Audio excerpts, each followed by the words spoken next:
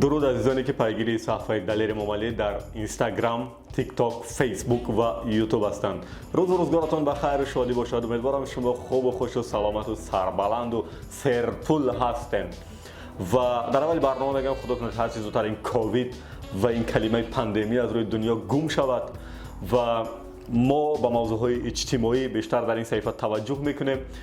ولی تکرارا میگیم که 11 اکتبر ما روز انتخابات پرزیدنت جمهوری تاجیکستان داریم در کشور و این سنه مهم سیاسی به دخالت به زندگی اجتماعی مردم بوده نمیتوند. به همین خاطر ما یک چند روز اخیر توجه میکنیم به این موضوع. ما یک نظرسنجی داشتیم در کوچه که مردم 4 نامزد دیگر به غیر از حزب خلق دموکراتی 4 نامزد دیگر میشناسند. یعنی یک صحبت داشتیم با نماینده حزب انیقترش با راهبر حزب کمونیستی تاجیکستان میراج عبداللهیف. شما خودتان خلاصتون برآوردین در این ویدیوی پیشتر هست.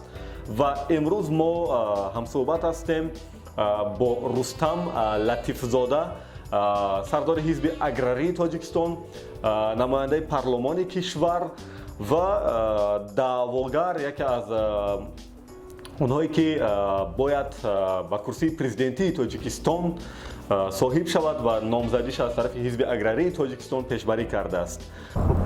بیاد نوشم و پیشتر از همه در مورد این پرسم از شما که فعالیت شما در شبکه‌های اجتماعی بخصوص در صفحاتون فیسبوک نظررس نیست. اخیراً پیامتون در فیسبوک در صفحه حزب اگراری 5 سپتامبر است.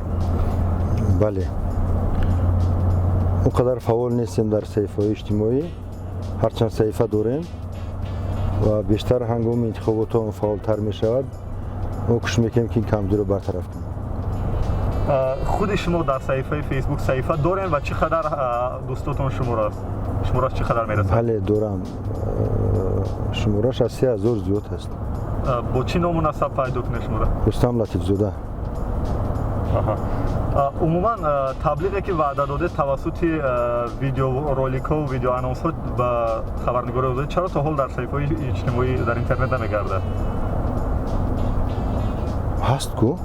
از ویدیوهایی که حزبتون تبلیغ میکنه گفتن. ها بله. از ما.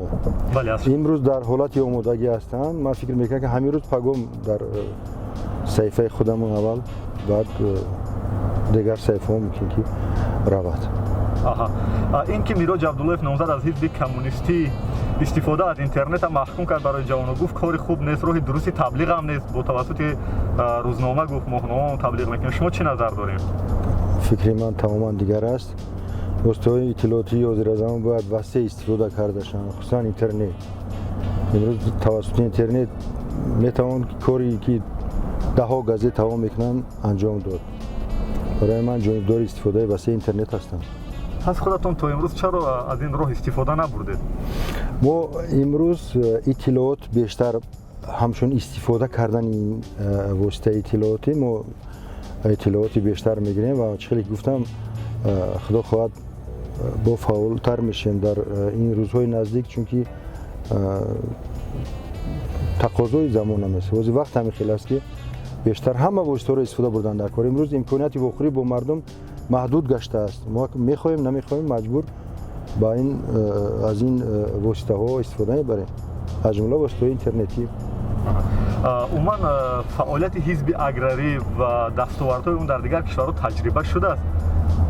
چون این چیز در دیگر کشورها چی نتیجه داده؟ نو در روسیه است، در دولت‌های اروپا بود، چون این حزب‌های کریستیانسکی میگفتن اگراری در روسیه بود و دیگر. البته حزبی امروز گوییم اگر در مقامات حکومت غالب نیامدند یا که به سروری یگان دولت این حزب نیامده است، لیکن من فکر میکنم که این از اونی که چون تجربه نیست فعالیت ما کم نمیشد. البته ما فعالیت ما بیشتر به قشر دهات به مردم کشاورز نگرانده شده است و این طبقه اهالی در جمهوری ما افضلیت رو تشکیل میکنند. من فکر میکنم که اودیتوری ما وسیع است و با از این امکانات باید استفاده وسیع بریم. از میان اعضایان حزبتون چرا یگان جوان به کرسی پرزیدنتی پیشبری نشد، نامزد نشد؟ چون آینده تاجیکستان از جوانان میگیم. шояд дар интихоботҳои баъдӣ шавад. Имрӯз анҷуман маро пешбарӣ кард ва ин албатта ҳам ифтихор аст, ҳам масъулияти бузург аст. Ман фикр мекунам ки ҷавонони мо оянда доранд, ҷавонони ҳизбиро ман дар назар дорам. Мо гурӯҳи ҷавонони ҳизбӣ дорем, фаъол аст. Фарҳод Ҷабборов роҳбари гурӯҳи ҷавонони мо. фикр мекунам ки ҳам дар мақомотҳои намояндагӣ, ҳам дар парлумон ва ҳам дар интихоботҳои баъдии президентӣ албатта ки пешбарӣ хоҳанд шуд. шумо ба ҳар ҳол метавонед имрӯз барои мо бигӯед ки то имрӯз барои таблиғу ташвиқи худатон ҳамчун даъво ба курсии президентӣ чӣ қадар маблағ сарф кардед аз буҷаи ҳизб? аллакай қариб 40,000 сомонӣ сарф шуд. ин албатта бале, ин маблағҳо кам нестанд. ин маблағҳо каманд албатта. боз тахмин шояд аз 100,000 зарад 150-200,000 мумкин хароҷоти мо шаванд, чунки дар пеш нашри буклетҳо аст, ино омода шуда истанд, пардохти ино дар пеш аст, сафарҳои хизматӣ аст, ҷалби дигар коршиносон аст ва фикр мекунам ки хароҷотҳо зиёд мешаванд, лекин мо имкон дорем ки инҳоро пӯшонем. худи маблағҳои аъзоёни ҳизб, рафиқоне ки таваҷҷӯҳ доранд ба фаъолияти мо ба ҳизби аграрии Тоҷикистон, албатта бе кӯмаки онҳо намешавад, лекин ҳамаш дар доираи қонун аст. ягон маблағи ғайриқонунӣ, ягон маблағҳое ки аз дигар манбаъҳо бошанд хеле ворид наштааст ба мо. маблағе ки бояд маркази интихобот барои шумо пардохт кунад чӣ қадар аст ва пардохт шуд? маблағи комиссияи марказии интихобот ва райпурсӣ 30,000 сомонӣ аст.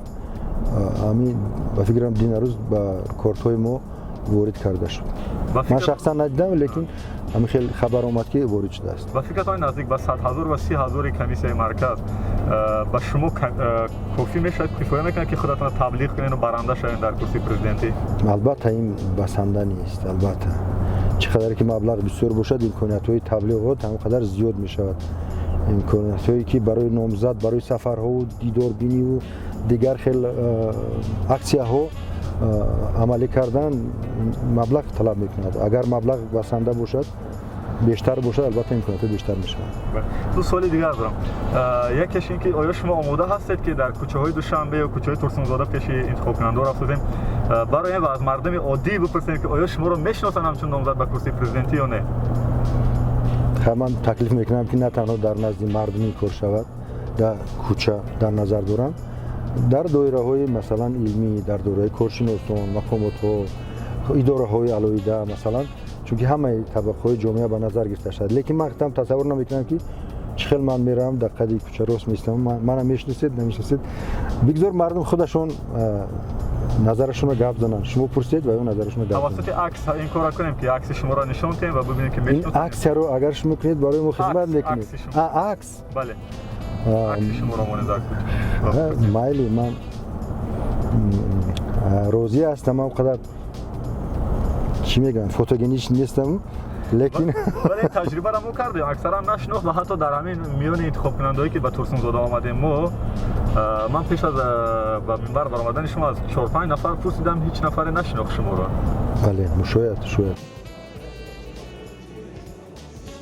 салому алайкум. шумо одами 4 нафар кадомаша мешиносед ин номзадо ба курсии президентӣ оянда? кадомаша мешиносед бо ному насаб ба намояндагӣ аз ҳизб?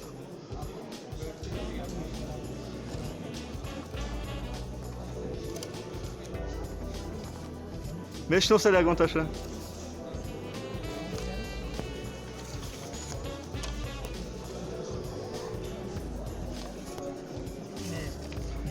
имрӯз вохӯрии шумо бо кадоме аз ин намояндо аст?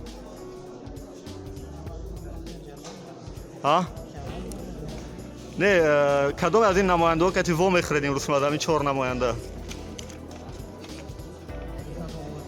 намедонед? шумо намедонед кадомаш кати во мехӯред? салому алайкум. шумо аз ин 4 нафар ягон нафар номзади ояндара медонед? ман далери моалии рӯзноманигор бо иҷоза мехостам аз шумо пурсам. як бори нахапем, ман ҳуҷҷат ман нишон тиҳанда ҳастам ва холӣ кунам.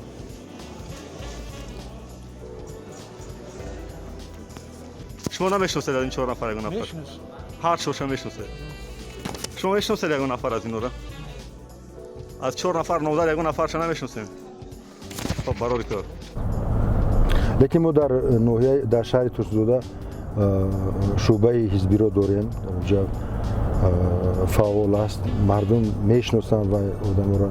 ولی 4 نفری که من پرسیدم تصادفی بود میگید که نشناختن شما را؟ шояд кормандои завод бошанд. мо кати кормандои заводу қадар ҳамкорӣ надорем. дар инҷа ячейка ҳам надорем.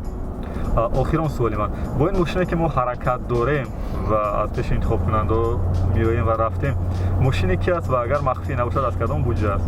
همچنین یک پرزیدنت آینده نامزد به کرسی پرزیدنتی آینده саломат бошед. вақте ки як нафар пешбарӣ мешавад ба чунин як мансаби бисёр масъул, дӯстон ҳастанд, бародарон ҳастанд. ман намегӯям ки акнун аз куҷо омадааст, лекин ҳам онаин ронандаи мо, ҳам мошин барои мо барои хизмат кардан дар ин маърака пешниҳод шудааст. بعد از دوره انتخاباتی شما با ماشین خدمتی میگردید؟ شاید اگر التفات کنن بود درست‌تر مهلت شه برای استفاده هم برای ما خوبتر بهتر میشه. چند فایز باوری دارید به برنده شدنتون در انتخابات؟ کوشش میکنیم که غالب شویم. مقصدی هر یک نامزد البته غلبه است. دیگر مردم چخیل آواز میتید، چخیل رای میتید، البته این خودی از آواز دهنده، از انتخاب کننده وابستگی دارد. امروز گفتن که ما فلان قدر آواز میگیریم، برای غالب شدن 50% پلیس یک آواز بس. بله. سلامت باشید برای کار. با شما برادر در روز 11 اکتبر.